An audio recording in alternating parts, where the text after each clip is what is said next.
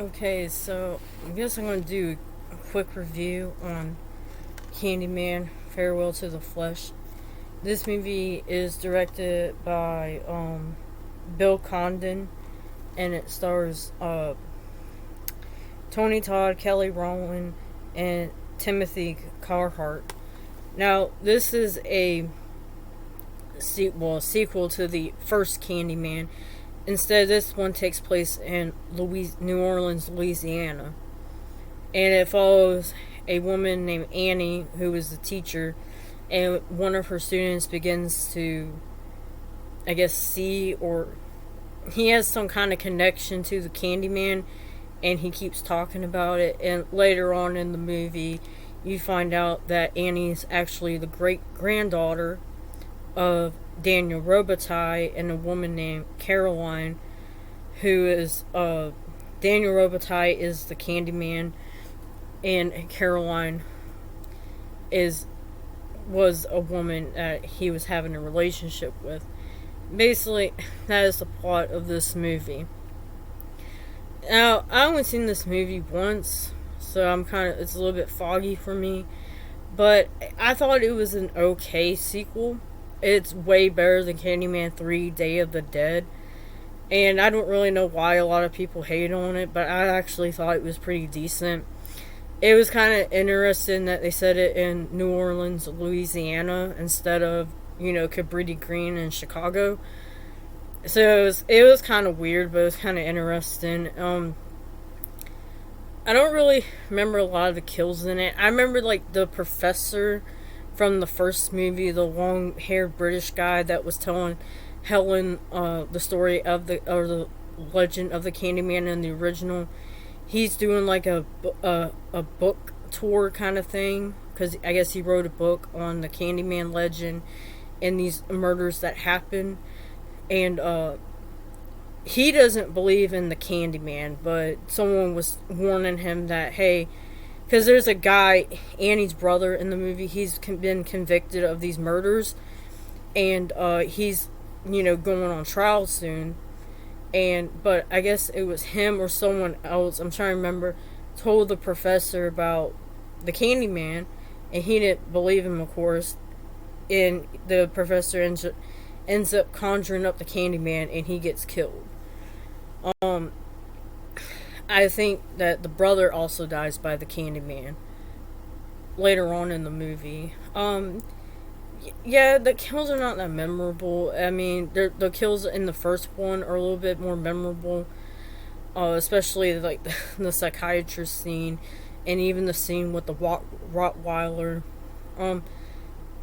This one is pretty cool because it actually expands on the Daniel Robitaille's backstory. You actually get to see what happened to him and why he got called the Candyman. In the first movie, they mention it when that professor was telling Helen about the Candyman legend.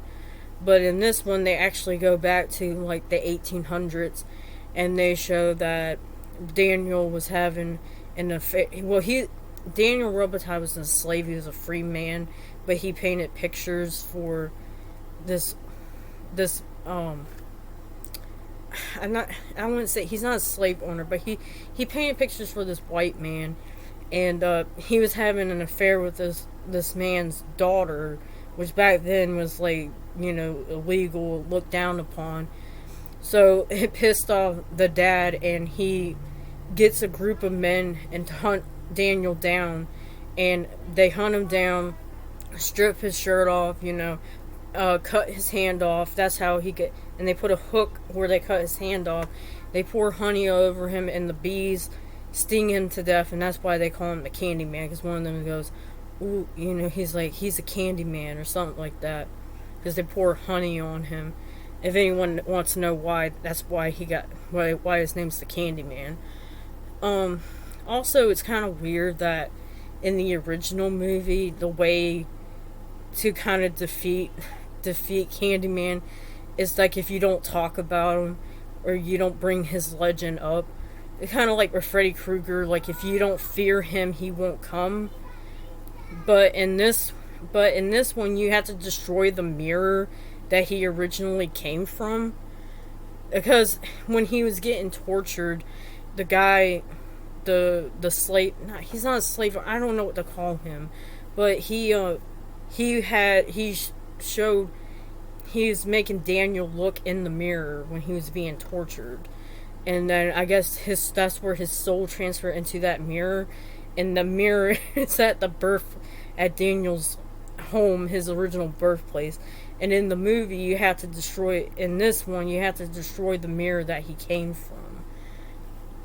Yeah, and you find out this woman is actually the great granddaughter of Daniel, and like, yeah, like I said, I really don't remember too much about like the kills and stuff, but I actually didn't think the movie was that bad. I mean, Candyman 3 Day of the Dead was way worse. I like the Louisiana setting. I like I kind of like the mythology they put in. Like the mirror thing is kind of weird, but it was interesting. I also like they show his backstory.